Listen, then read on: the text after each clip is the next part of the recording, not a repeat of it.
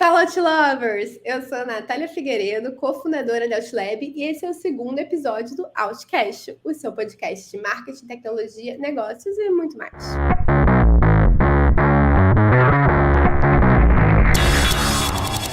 Ju, o que é o que é?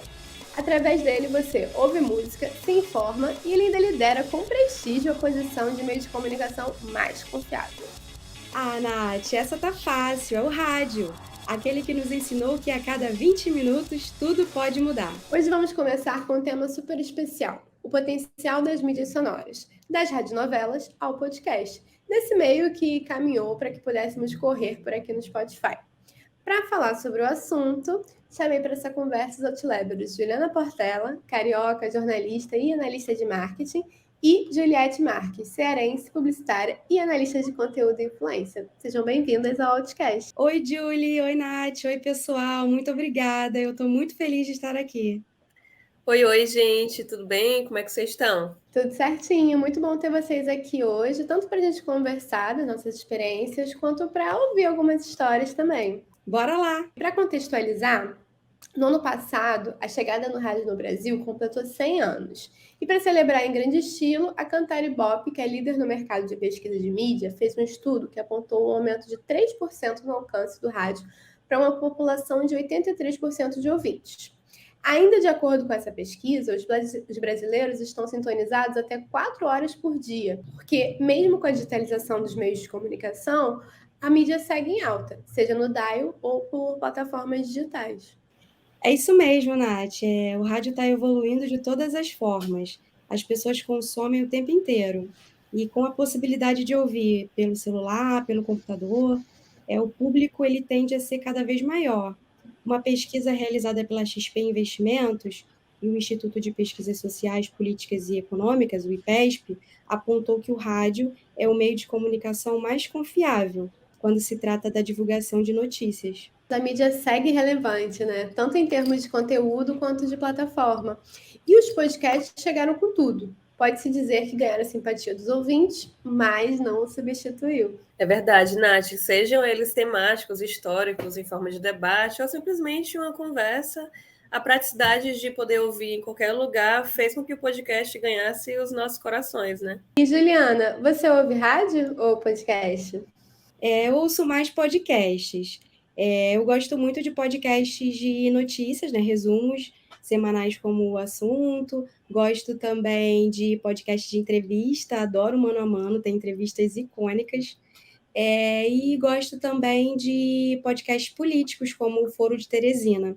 Mas vira e mexe, eu ouço alguns programas de notícia, né, de algumas rádios tradicionais aqui no Rio, como a Tupi, a Rádio Roquete, só para acompanhar alguma pauta de interesse, né, alguma pauta específica.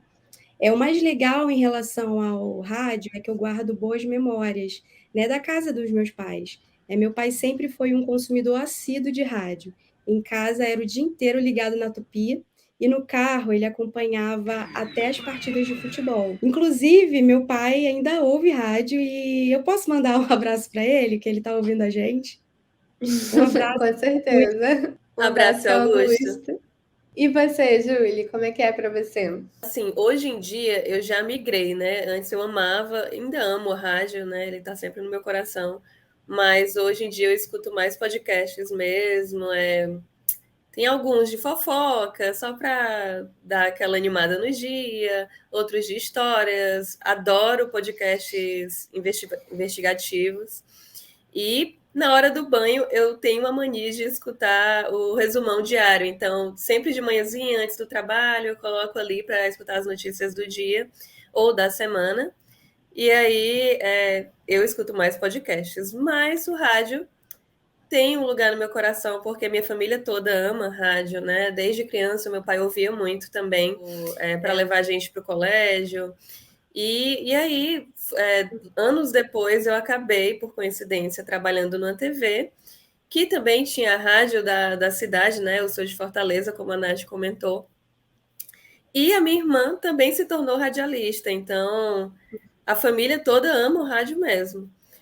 O rádio também ele tem um espacinho na minha vida, porque ele foi meu companheiro nas minhas idas à faculdade, como eu ia dirigindo sozinha e era muito distante da minha casa, eu ia escutando o rádio, mesmo que fosse a Voz do Brasil, só para ter ali alguém do meu lado. Então eu amo mesmo. Muita gente não entende isso, né? Por que que se escuta a Voz do Brasil? Eu também sou ouvinte da Voz do Brasil e já tive brigas no carro de por que você está ouvindo isso? Mas, gente, notícias do governo, né? Como é que o governo está querendo apresentar o que ele tem feito, de que maneira ele apresenta, né? Aquela coisa de você ouvir de tudo, com pensamento crítico, mas ouvir de tudo, né? Ler de tudo, assistir de tudo. Exatamente. É interessante que meu pai escutava quando eu era criança e eu ficava ouvindo, porque, claro, a gente estava ali no carro e tal, mas eu não entendia, né? Por que que ele ouvia aquilo? Só um cara falando, muito chato. Mas eu entendi isso depois dessas minhas idas à faculdade, que eu gostei do formato, né? Então, até hoje, eu acabei migrando para o Spotify para ouvir as notícias, mas a Voz do Brasil eu achei perfeito, assim, sempre. Vamos jogar uma enquete lá no perfil do Outlab depois. Quem ouve a Voz do Brasil e quem Quem não ainda ouve. escuta, né? Porque eu sou totalmente pró Voz do Brasil. Acho que é um serviço indispensável, muito importante e incrível como a gente ainda mantém ele, né, para todas as casas, né, da Câmara, do Senado. Entrando também nessas experiências pessoais, o rádio completamente fez parte da minha vida. De manhã eu sempre ouço a JB para ouvir as notícias, saber como é que tá o trânsito, ouvir umas musiquinhas mais relax, mais calminhas. E isso se reflete muito na minha infância, porque eu lembro que quando eu era pequena, a minha mãe, sempre quando ela ia tomar banho de manhã para sair para o trabalho, bem cedinho, ela botava na CBN também, onde tocava as notícias, a questão do trânsito, como é que tava e tal. Então, acho que isso acabou trazendo uma memória afetiva, trazendo uma coisa que entrou para minha rotina. Apesar de também ouvir muito podcast. É muito aquela companhia no ônibus, no metrô, ou indo fazer alguma coisa, ou até para lavar louça, ouvir as histórias da Déia enquanto você está lavando louça, o tempo passa muito mais rápido. Ouve uma entrevista, né, Perfeito. bacana. Ou até mesmo caso policial, como você falou, né, Júlia, de entender que essas histórias tão malucas são verdades, porque o roteirista da vida real supera de longe. Mas, com tudo isso que a gente colocou aqui, do podcast, dessa inserção e tal, por que o rádio ainda é um meio de maior credibilidade, mesmo depois de tanto tempo? Para mim, são muitos os atributos que fazem o rádio estar no topo, né, do ranking de meios mais confiáveis. Eu destaco a rapidez da informação, né, a facilidade, como vocês falaram, né, de ouvir enquanto lava a louça, ouvir enquanto está indo buscar um filho na escola, enfim, enquanto está indo para o trabalho. Outro é a intimidade, né? Nenhum outro meio de comunicação ele entra tanto assim, né, na vida da pessoa, né, enquanto ela está fazendo outras coisas, e traz tanta intimidade e também a possibilidade de participação, né? Hoje a pessoa, ela pode estar no carro dirigindo, ouvindo rádio, aí ela se deparou com um acidente ou uma árvore que caiu, ela ainda consegue ligar para a rádio, né, comunicar o acidente, ajudar na produção da notícia, e que ela mesma passou, né? Sem contar que quando você fala de rádios tradicionais como Globo, Tupi, JB, que vocês citaram também, você está falando de um meio profissionalizado, né? Feito por jornalistas. Existem profissionais ali na redação apurando aquilo que vai para o ar. Faço uma comparação com o meio dessa mesma pesquisa que você citou, que evidencia que o WhatsApp ele é um meio de menor credibilidade. Então, assim, para comparar, né? Enquanto o meio de maior credibilidade, que é o rádio, é feito por profissionais, o WhatsApp, que é o de menor credibilidade, ele é o veículo, né, o meio de comunicação, é o que mais tem informações distorcidas, né? Fake news. Então, assim, enquanto o melhor meio tem a profissionalização, né, da notícia, o menor, ele tem ali um ambiente para muita informação distorcida. Mas, Ju, o curioso é que ambos são meios que utilizam o áudio como ferramenta, né? e estarem nesses dois polos de uma credibilidade menor. O que vai diferenciar mesmo exatamente os profissionais que estão envolvidos naquilo. Exato. E nós tivemos um boom também desses streamers no mundo inteiro, né? Com a pandemia, o consumo passou a ser muito maior. Atualmente, os gêneros mais comuns são aqueles de crimes reais, né? E de entrevistas. O elenco geralmente chama os seus convidados e abordam sobre as suas carreiras, trajetórias, até a fama ou algum assunto do momento. Sim, e aí dá pra gente citar tanto o E Não Inviabilize, da Déia, né? O caso Evandro, que foi de um crime real, a mulher da casa abandonada, que levou um monte de gente para a porta da casa lá em São Paulo. Sucesso, né? O podcast. Inclusive, deu resultado, sim, né? Ela acabou fugindo, assim, o final da história é que ela realmente saiu disso porque ela estava aparecendo muito. Para onde que ela foi?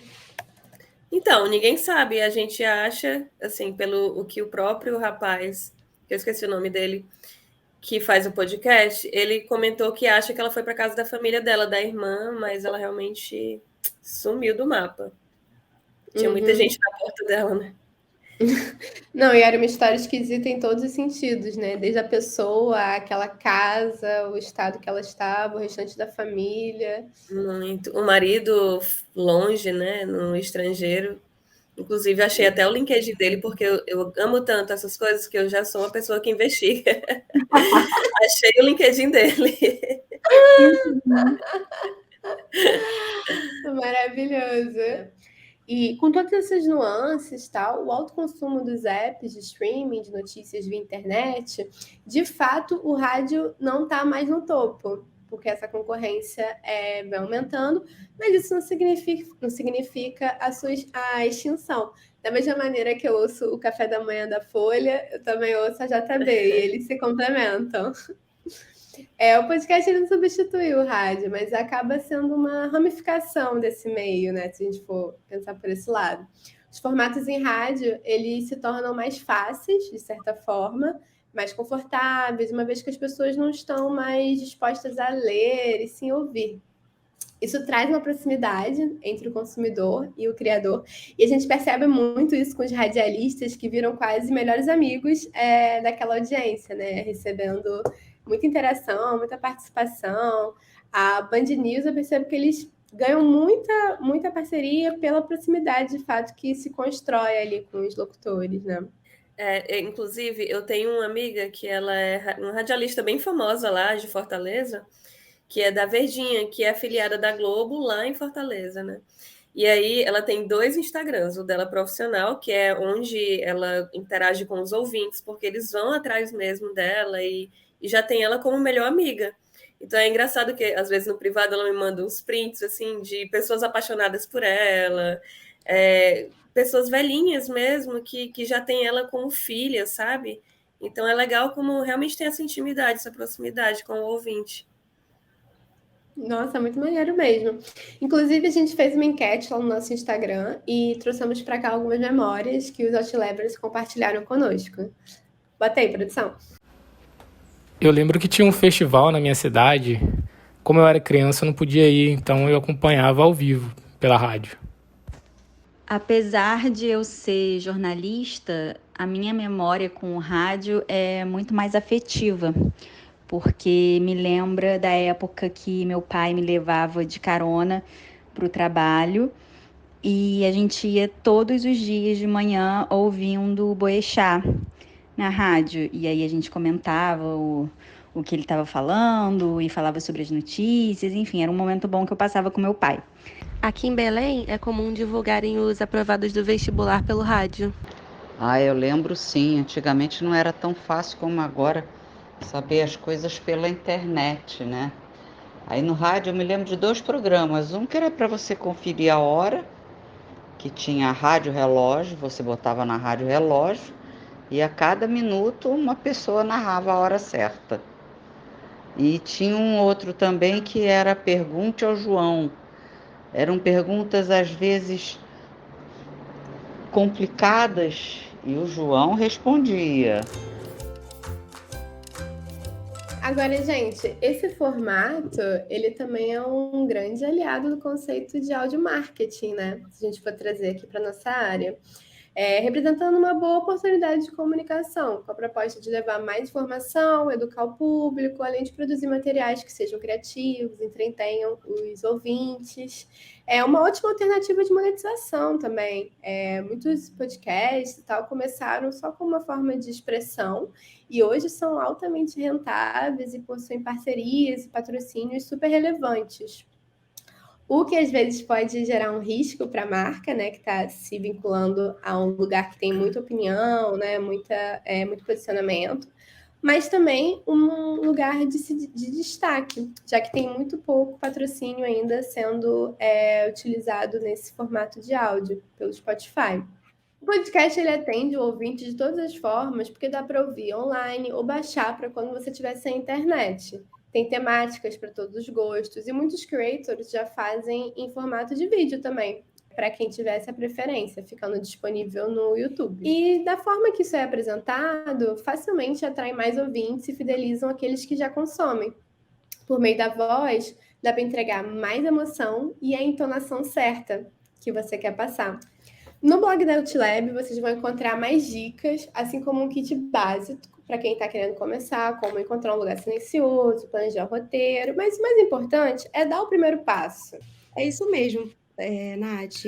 O podcast é uma excelente oportunidade. Eu diria, inclusive, que um podcast pode revolucionar uma estratégia de inbound marketing, porque é uma excelente forma, é uma ferramenta, né, de atração. Você vai entregar ali para o seu cliente, para o seu público, algum conteúdo de valor sobre o seu segmento. Então, você consegue atrair e fidelizar, né, com essa credibilidade que só a voz pode entregar. Então, eu diria que, assim, comecem, né, planejem, se estruturem, leiam as dicas no blog da Outlab e façam, porque o resultado ele chega, né? Afinal, o Brasil é um dos países que mais ouve podcast, então tá aí a oportunidade. É verdade, Ju, você falando agora de embalde, e eu acho assim que o podcast é perfeito, porque uma marca ela pode fazer um tema um dia que nem seja do produto, mas ele pega o topo do funil, né? E ele vai chamando para a marca mesmo assim. Você vai igual a Óbvios, né? Não sei se vocês escutam, mas elas falam de tudo assim. E a marca, elas já criaram até 3 marcas depois disso. Mas começou tudo no podcast e aí você vai expandindo para outros meios também. E isso é muito bom. Acho que dá para uma marca aproveitar bastante. E até mesmo para você aproveitar o conteúdo que você já tem, né? Eu acho que às vezes um limitador acaba sendo, mas aí qual vai ser o tema? O que eu vou fazer e tal? O que você já produz no blog do seu site? O que você já fez de e-book para os seus clientes?